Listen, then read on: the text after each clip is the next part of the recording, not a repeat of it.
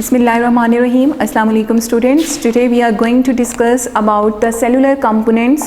Like first we have discussed about the cell wall, then cell membrane, and now we are going to discuss what lies inside the cell membrane in any cell. It can be plant cell, it can be animal cell. ठीक है?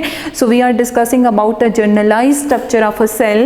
So for that, first inclusion inside the cell membrane is cytoplasm. So cytoplasm is the combination of two words like cyto and then plasm. Okay, cyto means cell and plasm means fluid.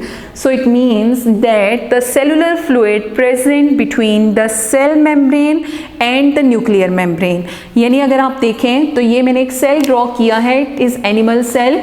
यहाँ पे देखें बेटा, this outer membrane is called cell membrane. हमने अभी भी discuss किया था कि एनिमल सेल की आउटर बाउंड्री सेल मेम्ब्रेन होती है, और ये जो इनर आपको नज़र आ रही है दिस इज न्यूक्लियर मेम्ब्रेन.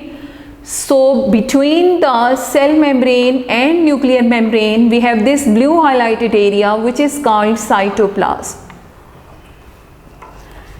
ठीक है. सो साइटोप्लाज्म जो है वो सेल के अंदर प्रेजेंट होगा, लेकिन कहाँ पे प्रेजेंट होगा? सेल मेम्ब्रेन के अंदर और न्यूक्लियर मेम्ब्रेन के बाहर. यानी न्यूक्लियर मेम्ब्रेन और सेल मेम्ब्रेन के दरमियान में जो एरिया होता है वो फ्लूइड फिल्ड होता है, उसको साइटोप्लाज्म कहते हैं. ठीक. अब हमने पहले भी ये बात डिस्कस की है कि जब आप एक एनिमल सेल में देखते हैं या एक प्लांट सेल में देखते हैं तो उसमें एक प्रोटोप्लाज्म होता है. प्रोटोप्लाज्म क्या चीज़ है?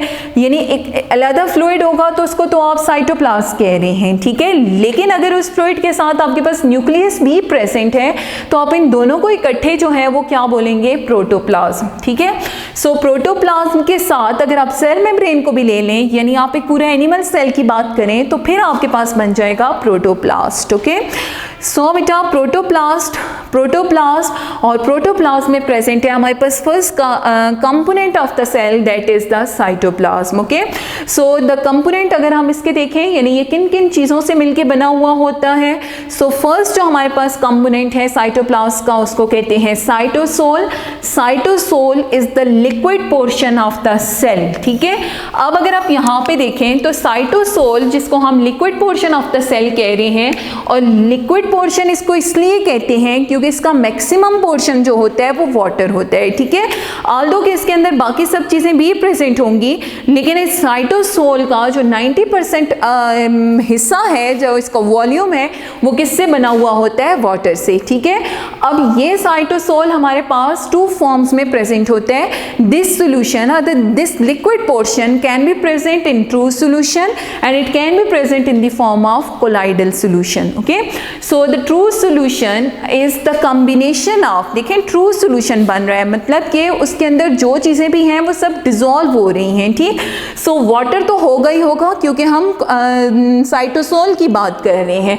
सो जब इस साइटोसोल के साथ स्मॉलर मॉलिक्यूल्स और आयंस जब डिजॉल्व हो जाएं और वो पूरी तरह से डिजॉल्व हो जाएं, कोई सस्पेंशन कोई कोलिजन आपको उसके अंदर नजर ना आए, तो हम उसे बोलेंगे ट्रू सोल्यूशन. ठीक है.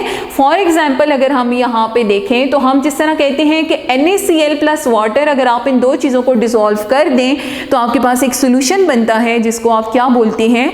True solution. ठीक है. So cytosol is present in the form of true solution as well as in the other form that is called colloidal solution. Now colloidal solution में चीज़ें जो होती हैं वो उसके अंदर प्रॉपरली डिसॉल्व नहीं होती हैं. ठीक है. Some things are present in suspended form. ठीक. सो लार्जर मॉलिक्यूल्स जो कि पूरी तरह सॉल्युबल नहीं होते वाटर के अंदर, जैसे आपके पॉलीसेक्राइड्स हैं या जो लिपिड्स हैं, they are not fully dissolved in the water, so they remain suspended in the solution and that form a solution that is called the colloidal solution. And the colloidal solution can be present in two forms. The first form is called the sol and the second is called the gel. ठीक है. So in sol is the non viscous less viscous portion. Viscous viscosity पे निकलता है, और viscosity आपको पता है कि resistance in the flow of या हिंड्रेंस इन द फ्लो जो आपके पास होती है उसको बोला जाता है विस्कोसिटी. ठीक है. सो यहाँ पे अगर आप देखें बेटा तो हमारे पास अगर ये एक न्यूक्लियस है तो न्यूक्लियस के साइड पे या इसकी बिल्कुल नियरेस्ट जो आपके पास साइटोसोल का सोल्यूशन होगा कोलाइडल फॉर्म में, वो आपके पास सोल होगा. सोल का मतलब है कि ये सॉलेबल, ठीक है, मतलब कोलाइडल में भी जो सॉलेबल पार्ट होगा वो इसके सेंटर की तरफ प्रेजेंट होगा, that will be called as sol. And the gel, gel का मतलब है कि वो प्रॉपरली उसके अंदर डिजॉल्व नहीं है, कुछ चीज़ें उसमें सस्पेंडेड भी हैं, and this is obviously gel की तरह विस्कस होता है। विस्कस का मतलब आपको अगेन पता है कि अगर आप वाटर को और मिल्क को साथ में और हनी को साथ में फ्लो करवाएं तो वाटर जल्दी मूव करता है क्योंकि वो विस्कस नहीं होता, ठीक है। मिल्क जो है उसकी विस्कोसिटी थोड़ी ज़्यादा होती है, वो थोड़ा सा कम फ्लो करेगा as compare to water. And then अगर आप हनी को लें तो हनी की विस्कोसिटी बहुत ज़्यादा है तो वो कम मूव करेगा। सो इस तरह जो आपके पास जेल है वो विस्कस पोर्शन होते हैं, और विस्कस पोर्शन जो है they are present near the periphery, ठीक है। So this is the peripheral area and this is the central area. So in centre we have a sol type of colloidal solution, and at the periphery we have gel type of colloidal solution. Okay, so this is about the first component of the cytoplasm, that was the cytosol. So we can say that cytosol is the liquid portion of the cell, and this liquid portion can be present in the form of true solution, it can be present in the form of colloidal solution, and colloidal solution can be present in as sol, and it can be present as a gel, ठीक है, but all together it makes the 90% volume by water, ठीक है। सो इसमें 90% water होता है। MCQ है, बहुत important, याद रखिएगा। अच्छा, second we have cytoskeleton. Cytoskeleton, the term means that cell का स्केलेटन। अब सेल का स्केलेटन कैसे, जैसे हम कहते हैं हमारा स्केलेटन होता है, हमें बोन्स जो हैं वो रिजिडिटी प्रोवाइड करती हैं, हमारे स्ट्रक्चर्स को अपराइट रहने में हेल्प करती हैं या अपनी जगह पे लोकेट होने में हेल्प करती हैं। सो सेम इसी तरह सेल के अंदर भी एक स्केलेटन प्रेजेंट होता है जिसको आप साइटोस्केलेटन कहते हैं, and this cytoskeleton is made up of 3 important proteins, और you can say 3 important components. The first is microtubules, then microfilament and intermediate filament, ठीक है। जो माइक्रोट्यूब्यूल्स हैं ये आपके पास एक इंपॉर्टेंट प्रोटीन से बने हुए होते हैं जिसको ट्यूबुलिन कहते हैं, ठीक है। ट्यूबुलिन प्रोटीन है जो कि एक्सटेंडेड फॉर्म में रॉड लाइक स्ट्रक्चर्स बनाती है, उसको माइक्रोट्यूब्यूल्स कहते हैं। और माइक्रोट्यूब्यूल्स आपने 9th क्लास में माइटोसिस में भी पढ़े होंगे जो स्पिंडल ऑपरेटर्स बनाने में हेल्प करते हैं, ठीक है। देन दूसरे हमारे पास हैं माइक्रोफिलामेंट्स, और ये जो बेटा माइक्रोफिलामेंट्स होती हैं they are very important as they are the contractile protein. Cell इनकी वजह से कॉन्ट्रैक्ट रिलैक्स होता है, ठीक है। कौन से प्रोटीन्स होंगे, they are actin and then myosin. हमारे मसल्स में जैसे प्रोटीन्स प्रेजेंट होते हैं एक्टिन एंड मायोसिन कि they help in the contraction and relaxation of muscle, so same they are present in the cell as they help in the contraction and relaxation of the cell, ठीक है। और क्यों कब करते हैं ये हम फंक्शंस में डिस्कस करते हैं। एंड देन आपके पास है इंटरमीडिएट फिलामेंट। हमारे पास एक प्रोटीन है वेजमिन एंड नाम मुझे सॉरी भूल गया है, मैं फिर आपको बता दूंगी। ये जो इंटरमीडिएट फिलामेंट्स हैं ये प्रोटीन से मिलके बने हुए होते हैं, और ये भी हमारे पास सेल की शेप को मेंटेन रखने में हेल्प करते हैं, ठीक है। देन हमारे पास है cytoplasmic inclusions. Cytoplasmic inclusions mean the non living material of the cell, and this is obviously the biomolecules, and these biomolecules can be carbohydrate, they can be lipids, proteins and vitamins, they are all the cellular inclusions, cytoplasmic inclusions, okay. Then finally, and the fourth component and last component of the cytoplasm is organelles, organelles, organelles भी बोलते हैं। These are little organs inside the cell, यानी cell के अंदर जो function perform होते हैं वो किन ऑर्गन्स की वजह से होते हैं वो आपके पास ऑर्गेनेलीज कहलाती हैं।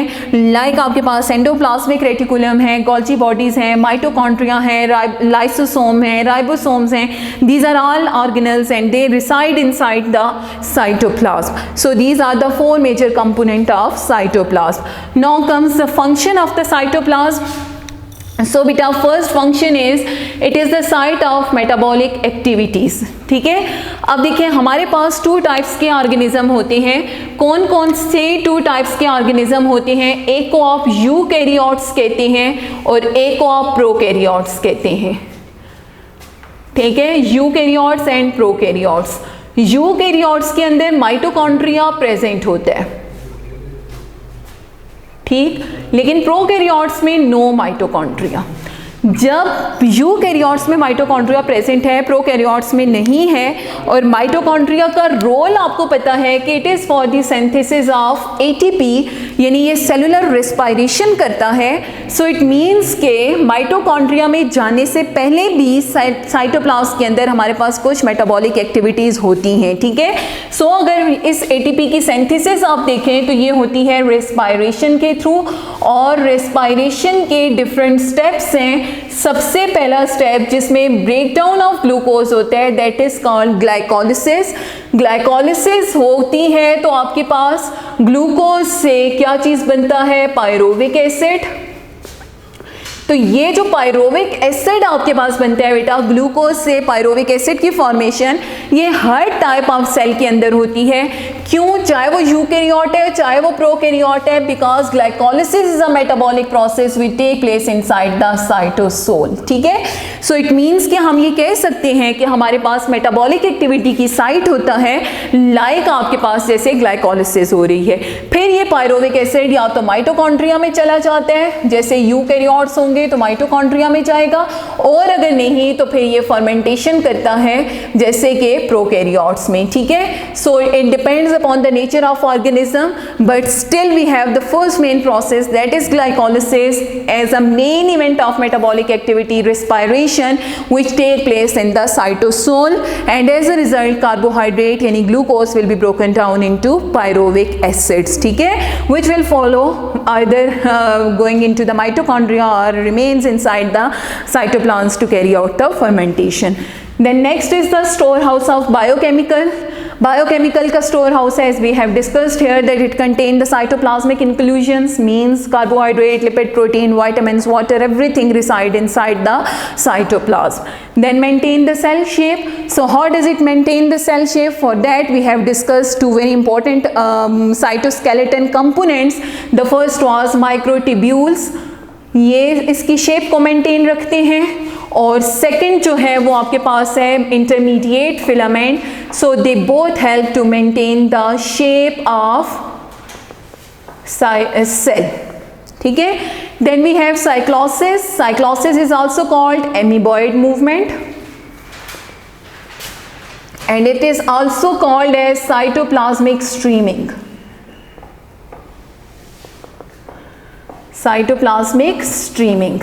स्ट्रीम मतलब जैसे नदी आपके पास बहती है, इसका मतलब है कि हमारा साइटोप्लाज्म किसी एक पोजीशन में नहीं रहता, it can move here and there, and this is due to the microfilaments. Microfilaments में हमने अभी भी डिस्कस किया था कि एक्टिन मायोसिन प्रोटीन होते हैं जो सेल को कॉन्ट्रैक्ट रिलैक्स करवाते हैं, and for that cell moves, ठीक है। इसकी सबसे सिंपल एग्जांपल बेटा आपके पास एमीबा की एग्जांपल है कि हम पढ़ते हैं एमीबा अपनी शेप को चेंज करता है। लाइक अगर ये एमीबा है तो इसीलिए आप इसको एमीबॉइड मूवमेंट भी कहते हैं, ठीक है। अगर ये आपके पास एमीबा है और यहाँ पे इसको एक फूड मिलती है, ठीक, सो इस फूड की तरफ ये अपने आप को साइटोप्लाज्मिकली स्ट्रीम करेगा ऐसे। सो हम ये कह सकते हैं कि इसकी शेप चेंज होती है, यानी इसका साइटोप्लाज्म जो है वो स्ट्रीम करता है। फॉर दैट हमने इसीलिए इसको एमीबॉइड मूवमेंट भी कहा है। And this streaming of cytoplasm, this movement of cytoplasm for phagocytosis is done by the microfilaments which is due to the actin and myosin, ठीक है। Then we say that it provides the suitable environment for organelle function. हर एक organelle को अपने functions के लिए different supportive material चाहिए होते हैं साइटोप्लाज्म से, वो इनको प्रोवाइड करता है. लाइक अगर आप देखें माइटोकॉन्ड्रिया को फंक्शन के लिए पायरोविक एसिड चाहिए, तो पायरोविक एसिड इसको मिलेगा साइटोप्लाज्म से, तो ये अपने फंक्शन को कैरी आउट कर सकेगा. Then बेटा most of the proteins are synthesized in the cytoplasm. Very important thing, हम इसको एंडोप्लाज्मिक रेटिकुलम में भी डिस्कस करेंगे, लेकिन यहाँ पे आप एक छोटी सी बात देख लें कि आपके पास राइबोसोम्स होते हैं जिनको हम कहते हैं protein factory. Protein factories ribosomes को कहा जाता है. एंड यूजुअली ये जो राइबोसोम्स होते हैं ये एंडोप्लाज्मिक रेटिकुलम के साथ अटैच होते हैं और RER की फॉर्मेशन करते हैं. RER का मतलब होता है रफ एंडोप्लाज्मिक रेटिकुलम, और ये रफ तब होते हैं क्योंकि इनके ऊपर राइबोसोम्स प्रेजेंट होते हैं, ठीक. लेकिन जब आप बात करते हैं RBCs की, तो RBCs के अंदर जो है वो आपके पास ER एब्सेंट होते हैं, ठीक है. ER एब्सेंट होते हैं, यस, बट राइबोसोम्स प्रेजेंट होते हैं।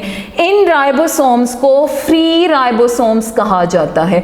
सो इट मीन्स के if RBCs lack ER, endoplasmic reticulum, but it does contain ribosomes, and these ribosomes are free ribosomes, so they can make hemoglobin protein, and this hemoglobin is act as a respiratory pigment which is useful for the exchange of or for the transport of oxygen and carbon dioxide. ठीक है, so we can say that it helps in the synthesis of many proteins in the cytoplasm, and one of the example is the formation of hemoglobin, which is synthesized by the free ribosomes in the cytoplasm of RBCs. Okay, so that was about the cytoplasm. Now board में question बहुत दफ़ा आया है कि what is cytosol and why it is important. So cytosol, this is all about cytosol, and this is important because it contains all it carry out all these functions. ठीक है, so आप ये सारा जो टॉपिक है ये आप इसमें मेंशन कर सकते हैं। अपना ख्याल रखिएगा। अल्लाह हाफिज़।